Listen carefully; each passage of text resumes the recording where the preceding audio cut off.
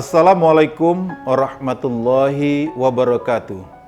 Alhamdulillahilladzi anzala fihil Qur'an huda linnas wa bayyinatin minal huda wal furqan. Asyhadu an la ilaha illallah wahdahu la syarikalah wa asyhadu anna Muhammadan abduhu wa rasuluh. Allahumma shalli ala Muhammad wa ala Muhammad. Saudara kaum muslimin, jamaah rahimakumullah. Materi yang akan kita bicarakan pada hari ini adalah tentang nuzul Quran. Qala Allah Ta'ala fil Qur'anil Karim, A'udzubillahi minasyaitonir rajim, Bismillahirrahmanirrahim.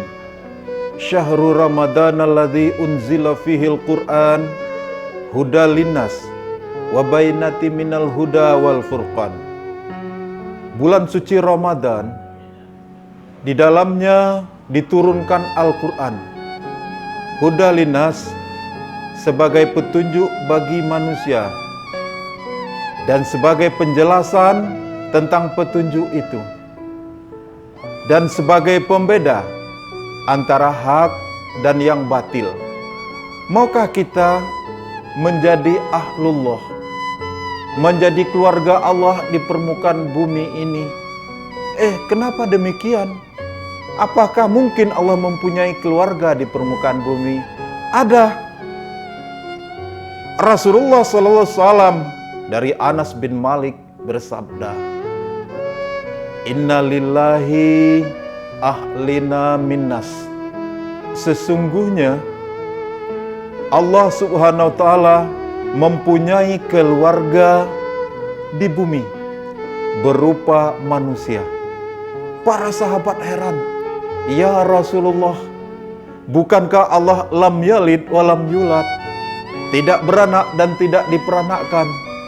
Tetapi kenapa ada keluarganya? Siapakah mereka ya Rasulullah? Lalu Rasulullah bersabda, Hum ahlul Qur'an. Mereka adalah ahlul Qur'an. Hum ahlullah. Orang yang ahlul Qur'an itu adalah keluarga Allah. Saudara, saking dimuliakan oleh Allah, di dalam dadanya ada Al-Quran,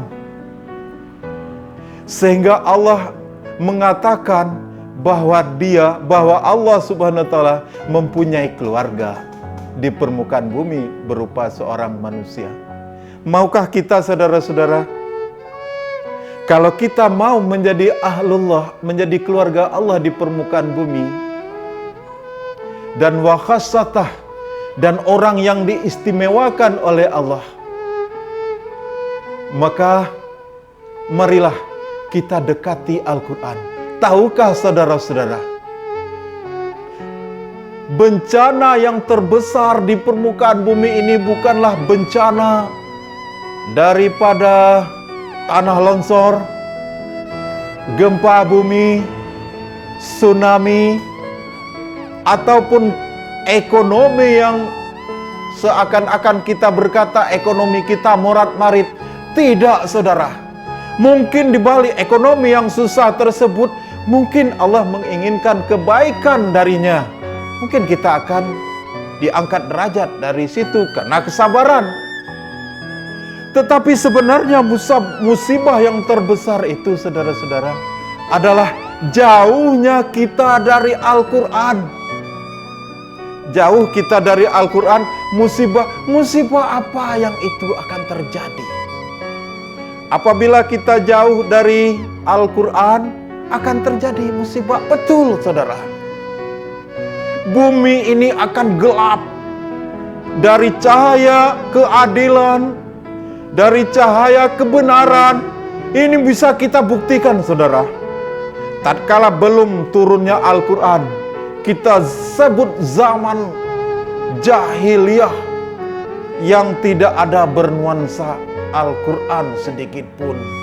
Allah telah berfirman di dalam Al-Quran surat Toha ayat 124. A'udzubillahi minasyaitonirrajim. Wa man a'rada an zikri fa innalahu ma'isyatan danka wa nahsyuruhu yaumal qiyamati a'ma. Barang siapa yang tidak menghiraukan, mengenyampingkan, tidak memperdulikan Al-Quran, maka pasti Allah menyempitkan kehidupan di dunia. Dan di kampung akhirat nanti, dia dikumpulkan di padang mahsyar dalam keadaan buta. Begitu takutnya kita jauh dari Al-Quran. Tapi indikasinya saudara-saudara, indikasinya manusia pada saat ini, baik kita maupun teman-teman kita, semakin jauh dari Al-Quran. Hal ini sudah terdeteksi 14 abad yang silam. Rasulullah telah bersabda, "Sayati alaikum zamanun la yabqa lil Qur'an illa rasmuh wala minal Islam illa ismuh."